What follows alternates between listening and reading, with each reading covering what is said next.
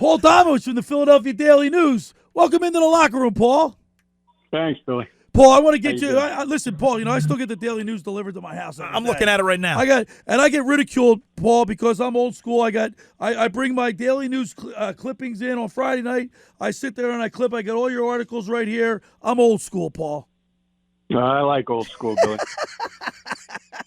Paul, man. First of all, I've been having all kind of heat. I've been taking a lot of heat because I am old school. I have a get off the long segment with Mike Gill, our big guy here, Monday through Friday. He has a show 2 to 6, the Sports Bash with Mike Gill, and on Fridays we do a segment called "Get Off My Lawn" because I'm old school. But I am one of the only people, and I know Seth Joyner, and I think you that still think that there's a little value in the preseason, but it's not going that way. No, they seem to be shifting away from it. They'll probably at some point totally eliminated it, but they'll be going 18 games probably with the new CBA in another year or two, and they'll either just have 2 preseason games and joint practices, or just get rid of all preseason and go to a lot of joint practices. Now, see, Paul, I've never met you. I've seen you on television. I read your articles. To me, you seem like a real football guy to me, and that's why I wanted you on the show. You're there at practice behind closed doors. You get to see all the action, or they only let you see certain things that they want you to see when you're at practice? No, during training camp, practice is open. So you get to see you can walk around pretty freely and get to talk and see whatever you want to investigate. You have freedom to do that. Well, I mean, there are restrictions as far as where we can walk. I mean, we have about the same rights these days as the VIPs and sponsors that they allow into the daily practices. No more, no less. So you're close to the situation. What do you think about the practices with the Ravens? Teams are going to these practices that they can spend the whole week with the team. It's not the same as a live game, but they are obviously they're turning to these things. Yeah. I mean, teams today are just, coaches particularly are just so afraid of people getting hurt. They just at least want to get everybody to the starting line. And, if they're not good enough, they're not good enough, but they want to make sure their quarterback is healthy. I mean, we've seen with the Eagles, they've lost two of their backups Kessler came right back, but Nate Sudfeld's out probably until week 3 or 4. The problem is if you totally eliminate games, it makes it a little harder for the coaches to properly evaluate players because there's no tackling, even in the joint practices with the. Oh, is that right? With the Ravens, there's no tackling to the ground. It's the next kind of closest thing, but when you're the entire preseason except for the games, the quarterbacks can't be hit. So if you're trying to evaluate defensive ends, defensive tackles on their pass rush abilities, you've got to rely on the one-on-one drills against the offensive linemen. You can't watch them in 11 on 11 and because they're gonna back off as they get close to the quarterback or just run past them. So there's things like that. So Paul, you're not really getting a true evaluation in these practices or with other teams, even though like the Ravens when they come in, you're not getting a true evaluation. No, particularly for guys you haven't seen in the past. I mean, what most of your veterans can do. It's your young guys that you're really, it's a guy like Deshaun Hall who's probably going to make this team as a defensive end, mainly because he's played well in camp. He's had outstanding. He's played outstanding in the preseason games. He's got like three sacks, pressures. He forced a hold out of Orlando Brown on this past Thursday. Things you're not going to see in practice, and so I don't know that he would have made this team without what he's been able to show them in the games. Yeah, you wrote a nice piece on him the other day, and he was a 77th overall pick in the 2017 draft, yeah. And he had 13 and a half sacks. He played with Myles Garrett, who had 13 and a half sacks. So he played.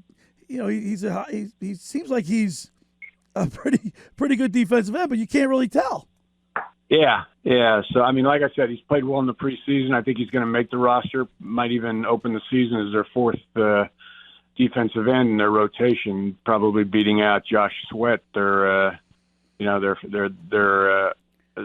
early round pick from a couple of years ago. So, it benefits. I think you still need a couple preseason games. If they can make more money going to 18 games, both the players and the owners are going to do it. Well, we're talking with Paul Domowitch from the Philadelphia Daily News. And, Paul, as a fan's point of view, perspective, I took my daughter to the game, which she's only 4 years old. She had her Eagles cheerleading outfit on. And I felt comfortable bringing her to a preseason game because you're not subject to the passion and the drive of the fans in a regular season game, less cursing and whatnot. But from a fan's perspective, you're still paying full price. It's $40 to park. It's $7 for a hot dog, $6 for a bottle of water. I mean, you know what I mean. So, but the fans they're not getting the true. You're not getting the value for it. Yeah, you can, but you're not. They're not going to give you a discount. They've been charging same price for preseason games, I think, since at least the early '80s. Yeah, but the preseason was halfway decent to watch, Yeah. Yeah. Now it's, I mean, it used to be there was a routine. You barely played. You'd play your starters for a quarter in the first preseason game. You'd play them for a half in the second. You'd play them for 3 quarters in the third. And that would be And then the fourth game, you'd go with your backups. Now, I mean, Carson Wentz is not going to play this week either, which means he's going to go the entire preseason without throwing a football in any of the preseason games or gotten hit since they can't hit him in practice. So, we'll find out when they start playing on September 8th against Washington, whether not getting hit and not throwing a game in a preseason game is a negative or a positive. Yeah, I mean, I saw Russell Wilson play in the, he had a couple Matt series. Ryan played. Yeah, I saw Kyler Murray down in Arizona play. I mean, Joe Flacco played. I mean, a guy like Russell Wilson. I mean, you see him play, you have to say to yourself, man, there's something about the preseason. If he's in there. I think, if I'm Doug Peterson, Carson would have played a little bit this preseason. I have to agree. I don't think he needs to be out there a lot, but I think you want to get him hit. You want to get him kind of accustomed to the speed that you don't see in practice. Hey, Paul, this is Bill's brother Bob. I would like to get your perspective on what are some of the strengths and what are some of the weaknesses that you see going into this year. Well, I mean, they've loaded up that offense. Their offensive line probably is the best in the league. I mean, we don't know. The questions that we still don't know are if Brandon Brooks is going to be ready for Week 1. He says he will be. Their right guard, Jason Peters, is healthy right now, but he's 37 years old, and we don't know how long that's going to last. Really? But Andre Dillard has looked fantastic, their first-round pick. So I don't think they have any concerns about the left tackle position, even if Jason starts getting banged around again and he can't finish games. So their offensive line is going to be good. They've added, we saw Thursday night, JJ or Ortega-Whiteside looks like he's going to be a great addition to that receiving core. They already added Deshaun.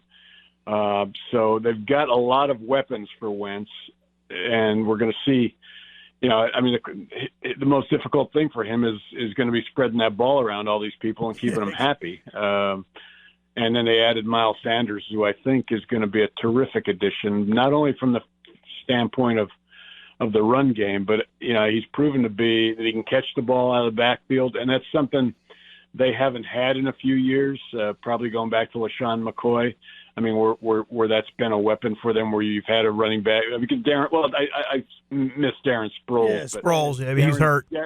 Darren's been hurt the last 2 years, and he's going to make this team this year, but he's going to be in a very limited role. Punt returns, probably get about 5 touches a game. So their offenses, I think, should be a lot better this year.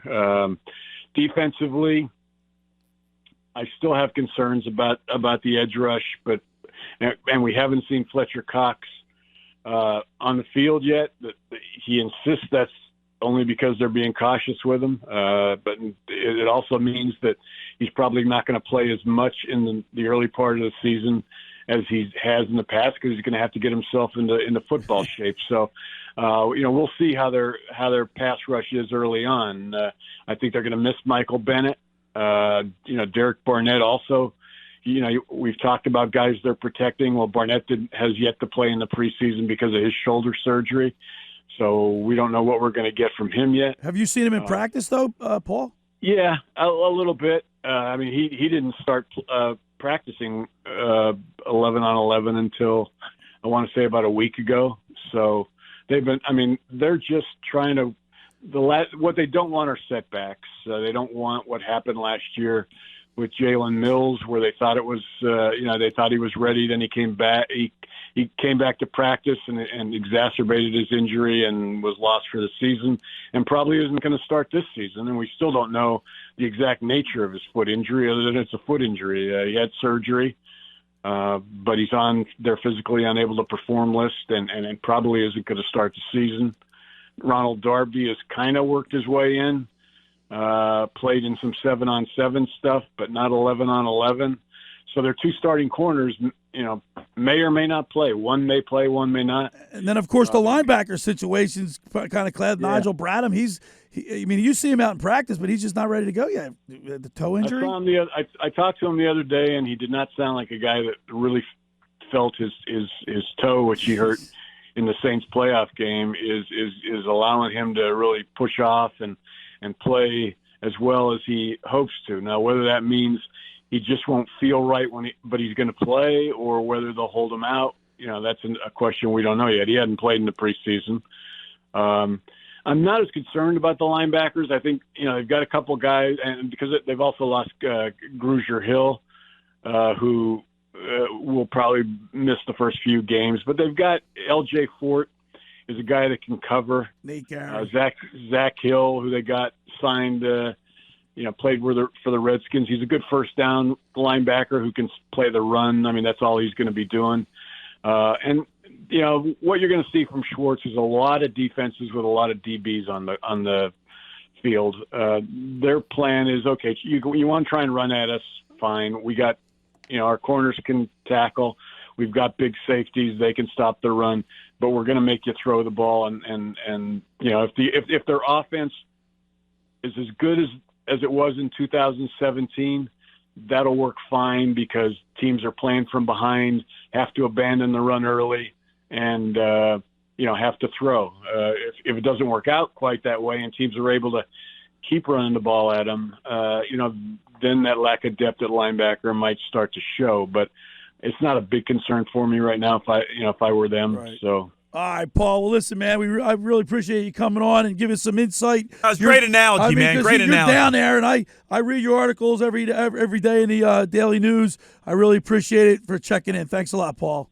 You bet, and don't get rid of that "get off the lawn" sign. All right, there's Paul Domowitch from the Philadelphia Daily News.